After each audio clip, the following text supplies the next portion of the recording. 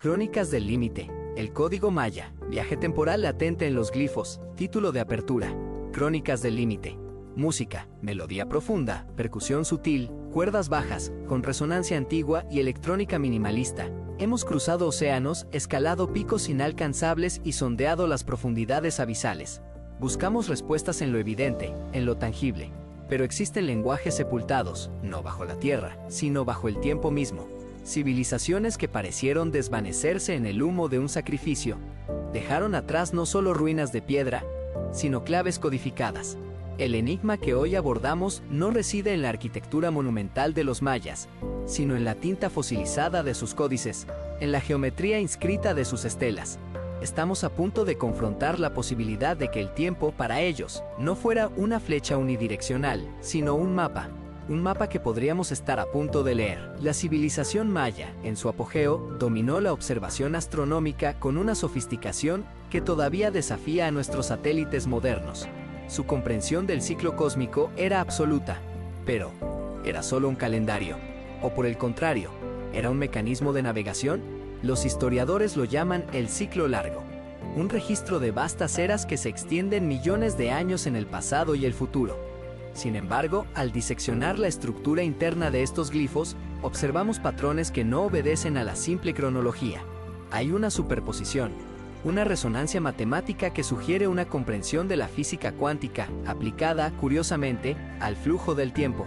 El concepto de tiempo lineal es una comodidad occidental, una necesidad para la ingeniería y la vida cotidiana.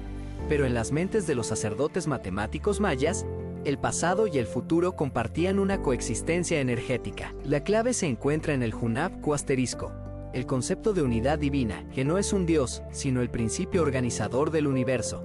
Los glifos que representan fechas, a menudo incluyen modificadores energéticos, marcas que parecen indicar la calidad vibratoria de ese momento, no solo su posición secuencial. Estamos hablando de la latencia temporal codificada. Nuestra expedición nos ha llevado a las ruinas menos exploradas de la península de Yucatán, lejos de las rutas turísticas, a un sitio donde la vegetación ha reclamado la piedra con una ferocidad implacable. Aquí, bajo la sombra de un templo dedicado al dios del maíz, encontramos lo que podría ser la prueba física de nuestra hipótesis. No es un monumento, es un dispositivo. Una matriz de basalto negro, curiosamente inerte a la erosión, con patrones que no siguen la iconografía conocida. El análisis espectroscópico reveló la presencia de elementos traza que son anómalos para la región, metales que sugieren un proceso de calentamiento a temperaturas extremas, muy por encima de la capacidad metalúrgica conocida de los mayas.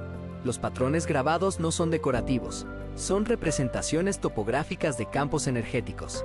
Específicamente, patrones que coinciden con una similitud estadística del 98.7%, con diagramas teóricos de curvatura espacio-temporal desarrollados en los aceleradores de partículas del siglo XXI. Es como si hubieran trazado la física de agujeros de gusano usando obsidiana y tiempo. Si aceptamos que los glifos son más que historia registrada, y que funcionan como instrucciones o coordenadas, entonces la pregunta fundamental cambia. No es ¿cuándo ocurrió el evento?, sino ¿a qué estado de conciencia, as-is, se necesita acceder para activar la coordenada? Los mayas creían en la interconexión vibratoria de todo ser. El tiempo se dobla no por la fuerza bruta, sino por la alineación interna del observador con la frecuencia del momento deseado. La disciplina física y mental que exigían los sacerdotes, ayunos prolongados, exposición a sustancias enteogénicas controladas, no eran meros rituales religiosos. Eran protocolos de calibración neuronal. Estaban entrenando la mente para resonar con las frecuencias específicas codificadas en la piedra. Si un glifo representa el año 4 Ahau 8 Kunku, también podría representar el estado asterisco de energía necesario para existir asterisco en ese punto del ciclo. Los cenotes, las puertas al inframundo Xibalbá, eran los laboratorios acuáticos. El agua, como conductor perfecto, amplificaba las resonancias. Se teoriza que las alineaciones precisas de estos pozos naturales no eran para el suministro de agua, sino para crear interferencias electromagnéticas controladas. Un intento de mapear el fondo cósmico, el sustrato inmutable sobre el cual se proyecta la realidad que percibimos. El conocimiento latente en el código maya no nos ofrece un viaje en una máquina de vapor futurista. nos ofrece la llave para sincronizar nuestra propia frecuencia biológica con el latido del universo. Si el tiempo es una dimensión accesible, el verdadero límite no es la velocidad, sino la conciencia. Podríamos estar observando restos de una civilización que no desapareció, sino que simplemente eligió, a través de su dominio del código, migrar a un plano temporal diferente, dejando tras de sí la instrucción cifrada para aquellos que pudieran descifrar el mapa. El código maya es una advertencia y una invitación. Nos enseña que las leyes que consideramos inamovibles son, en realidad, convenciones locales, y que las herramientas más poderosas para trascender el límite no son el metal ni la electricidad, sino la comprensión profunda de nuestro propio código interno, alineado con el gran código cósmico.